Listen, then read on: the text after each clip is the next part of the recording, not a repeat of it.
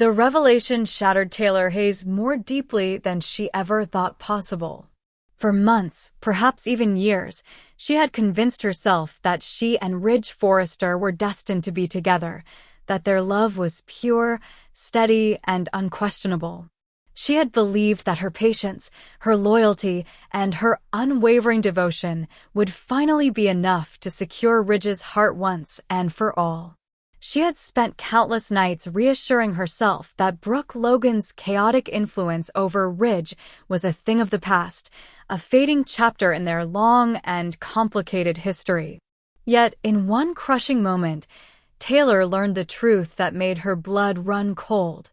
Eric Forrester, the man she had once respected, had been working against her all along. He had thrown his support entirely behind Brooke, encouraging Ridge to return to the woman who had broken his heart time and time again. Taylor was stunned. She couldn't fathom why Eric, of all people, would betray her in such a devastating way. Hadn't he seen the years of damage Brooke had caused? Hadn't he witnessed the endless tears, the constant betrayals, the relentless cycle of pain that Brooke always seemed to drag Ridge through? Why, after everything, would Eric turn his back on someone who had given her all to make Ridge happy? Why would he counsel Ridge to walk away from the life of peace and stability Taylor offered, only to dive once more into the maelstrom that was Brooke? The betrayal festered in Taylor's heart like an open wound. At first, she tried to rationalize it, telling herself that Eric was simply misguided, that he truly believed he was acting in Ridge's best interest. But the more she thought about it, the less she could deny the truth. Eric had made a deliberate choice. He hadn't just passively stood by.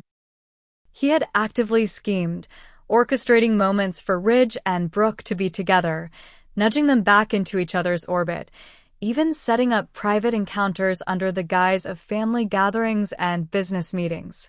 Every smile, every warm word from Eric now seemed laced with venom. Taylor realized that he had never truly seen her as Ridge's equal, never truly accepted her place beside Ridge. In Eric's eyes, Taylor would always be second best, a pale substitute for the woman he and so many others had canonized as Ridge's one true love. The rage grew inside Taylor, slow and insidious, until it consumed her entirely. She was tired of being the overlooked one, the one who played by the rules while others schemed and manipulated and still came out ahead. She was tired of waiting for happiness to find her while others stole it with a single lie, a single calculated move. Something inside her snapped. Taylor Hayes, the woman everyone believed to be kind, nurturing, endlessly patient, realized that goodness had gotten her nowhere. If she wanted justice, if she wanted retribution for all the years she had been denied, she would have to take it herself. No more playing the victim. No more second chances. Eric Forrester had made his choice, and now he would pay for it. The plan came together with terrifying ease.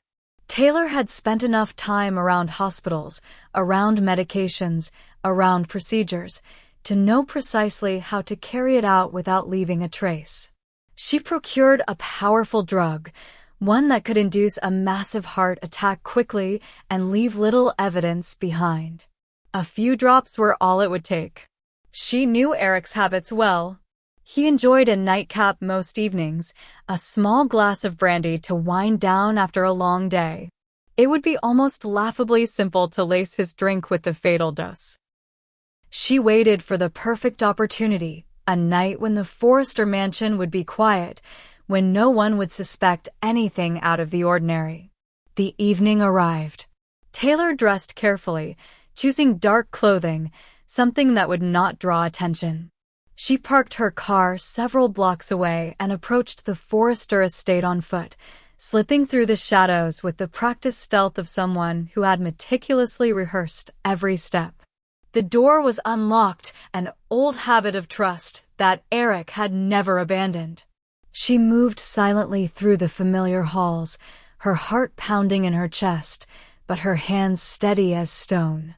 She found Eric in the study, alone, sipping his brandy and leafing through an old photo album filled with memories of better days. He didn't hear her approach. He didn't even look up. Taylor hesitated for only a moment, the briefest flicker of doubt, but the fury that had fueled her for so long burned away any trace of hesitation. She uncorked a small vial and emptied its contents into his glass. The liquid dissolved instantly, leaving no trace, no odor, no color change. She stepped back into the shadows, watching as Eric lifted the glass to his lips and drank deeply, unaware that death had already been delivered. Within minutes, he clutched his chest, gasping for breath, his face contorting in pain. Taylor watched, detached, as he collapsed to the floor, the photo album falling from his lap, pages fluttering like broken wings. His last moments were filled with confusion and terror, and Taylor felt no pity. This was justice. This was balance restored. She waited until she was certain he was gone before she moved. Calmly, methodically, she wiped down every surface she had touched, removed any sign of her presence. She slipped back into the night, her heart hammering, but her mind eerily clear. She drove away, the dark streets swallowing her whole, leaving behind nothing but questions and grief for those who would find Eric's body the next morning. News of Eric Forrester's sudden death sent shockwaves through Los Angeles. Ridge was devastated, barely able to comprehend the loss of the man who had been his mentor, his father figure, his anchor. Brooke clung to him, her own grief palpable, but it was Taylor who delivered perhaps the most convincing performance of all. She mourned with the family, offered her condolences, shed tears at the funeral, all while burying the dark secret that only she knew. She played the role of the grieving friend flawlessly, never once letting the mask slip. The authorities ruled it a natural death, citing Eric's age and history of heart problems. No one questioned it. No one suspected foul play. Taylor had been careful. She had covered her tracks perfectly. And yet, the weight of her actions clung to her, an invisible shroud she could never fully shed. Every smile, every hug, every whispered condolence was a fresh stab of guilt, a reminder that her victory had come at a terrible cost. But Taylor refused to regret it. Eric had chosen his side. He had made his allegiance clear. In the end, he had paid the ultimate price for his betrayal. Ridge, now free of Eric's influence, gravitated back to Brooke, but Taylor no longer cared. The obsession that had once consumed her had been replaced by something colder, something harder. She had learned a brutal lesson.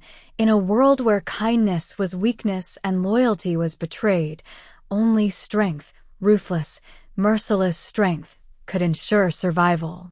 Taylor Hayes walked forward into her future with a new understanding of who she was and what she was capable of.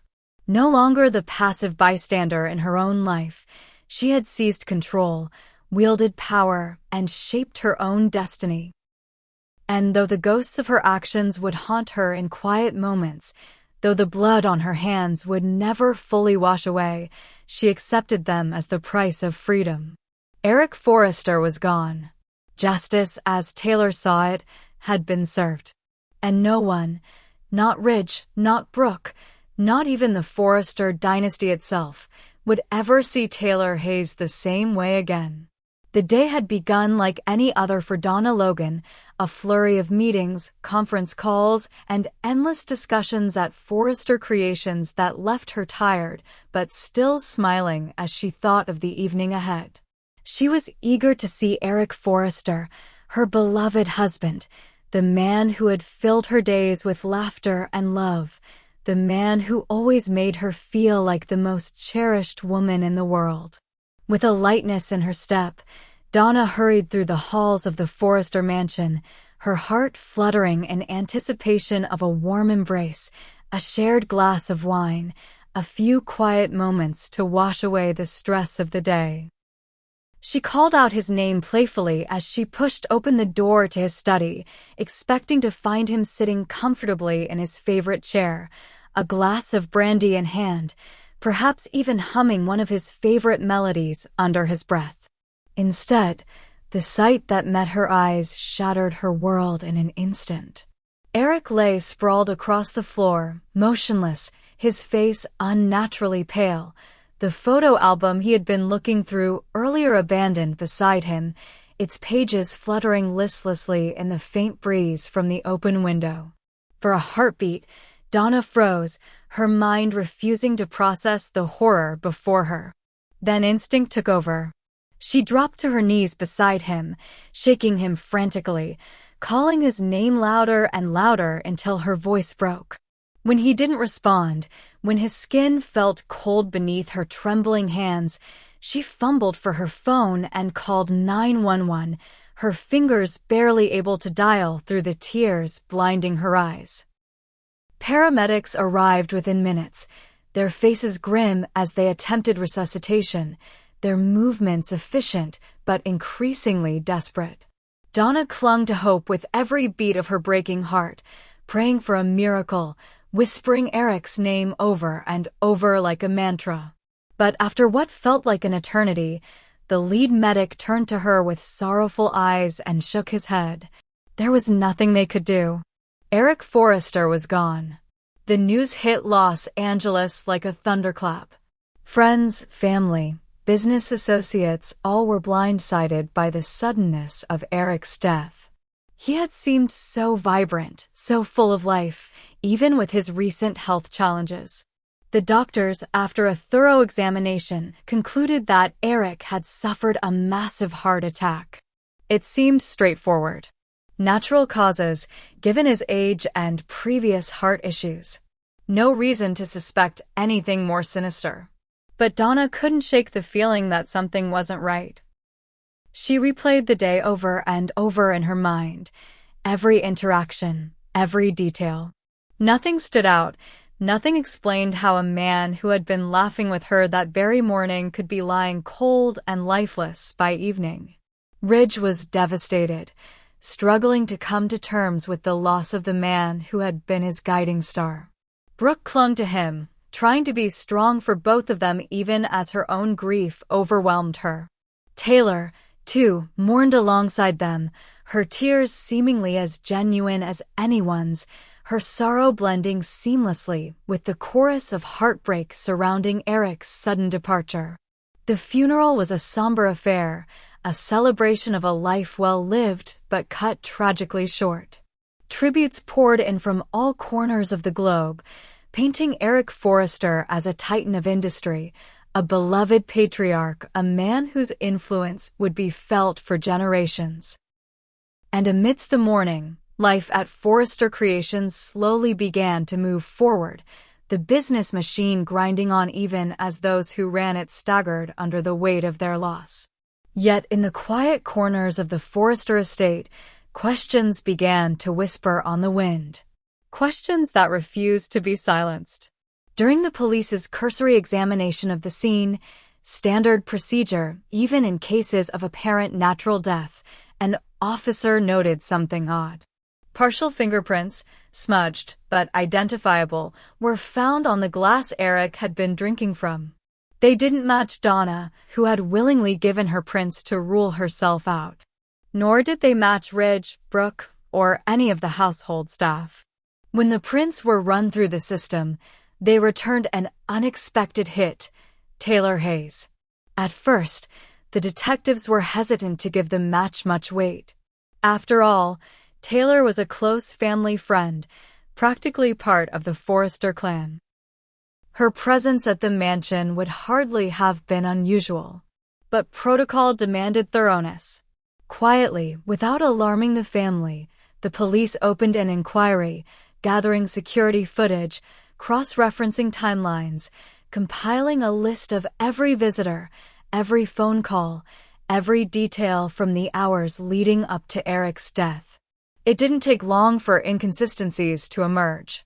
Taylor's explanation of her whereabouts that evening was vague, filled with gaps she attributed to grief and confusion. Surveillance footage from the neighborhood showed a figure matching her description walking near the Forrester estate well after dark, a time when she claimed to have been home. The lead detective, sensing a deeper story, pressed harder. He learned of the growing tensions between Taylor and Eric in the months leading up to his death, small things, whispered arguments, moments of visible strain that, when pieced together, painted a picture far darker than anyone had imagined. Rumors surfaced of Taylor's resentment, her frustration over Eric's unwavering support of Brooke and Ridge's reunion, her belief that Eric had undermined her at every turn. Slowly, methodically, a case began to build. But it was delicate work. Without concrete proof, without a clear motive tied directly to murder, the authorities had to tread carefully. They couldn't afford to accuse one of Los Angeles's most respected figures without irrefutable evidence. Meanwhile, Taylor sensed the walls closing in. She could feel the shift in the way people looked at her, the subtle suspicion in their eyes. Donna, once warm and welcoming, now seemed guarded, her smile strained. Brooke kept her distance, offering polite condolences, but little more. Even Ridge, her beloved Ridge, seemed less certain, less trusting. The burden of guilt pressed harder with each passing day, threatening to crack the facade she had so carefully constructed. In private moments, Taylor wrestled with the enormity of what she had done. She had convinced herself that Eric's death was necessary, a tragic but justified consequence of his betrayal. Yet as the consequences rippled outward, touching the lives of everyone she cared about, she found it harder to cling to that justification. She had set events into motion that could not be undone, had crossed a line that could never be uncrossed. As the investigation deepened, the detectives sought a search warrant for Taylor's home, hoping to find evidence of the poison they now suspected had been used. They combed through her personal effects, her trash, her medical supplies. And there, hidden deep in a bathroom cabinet, they found it, an empty vial, identical to those used to store powerful cardiac toxins in hospitals. It was enough to warrant bringing Taylor in for questioning. The interrogation was brutal in its simplicity. The detectives laid out the evidence piece by piece. The fingerprints, the footage, the vial, the motive. Taylor sat silently for long minutes, her face a mask of calm that betrayed none of the turmoil churning within her. When she finally spoke, her voice was barely a whisper. I only wanted him to feel what I felt. I didn't mean for it to go that far. It was not the confession they needed, but it was close. Close enough to place her under arrest. News of Taylor's involvement exploded across Los Angeles, sending shockwaves through the Forrester family and the broader community. Ridge was shattered, unable to reconcile the woman he had loved for so long with the cold-blooded killer the police now described. Donna was inconsolable, her grief compounded by the betrayal of someone she had trusted implicitly. Brooke, ever the survivor, steeled herself and focused on protecting Ridge and the legacy of Forrester Creations. Taylor's trial became the spectacle of the year, a courtroom drama filled with tears, accusations, and damning evidence. Despite her pleas and the attempts of her legal team to paint her actions as a tragic lapse in judgment rather than premeditated murder, the jury saw through the facade. They saw a woman scorned, a woman driven by jealousy and rage to commit the ultimate betrayal. The verdict was swift and unforgiving, guilty on all counts. As Taylor was led away in handcuffs, her head held high despite the murmurs and stares, she knew there was no redemption for her. She had chosen her path the night she slipped into the Forrester mansion with death in her pocket, and now she would walk it to its bitter end. Eric Forrester was dead. Taylor Hayes' life was in ruins. And the Forrester family, once again, was left to pick up the pieces of a world shattered by betrayal and tragedy.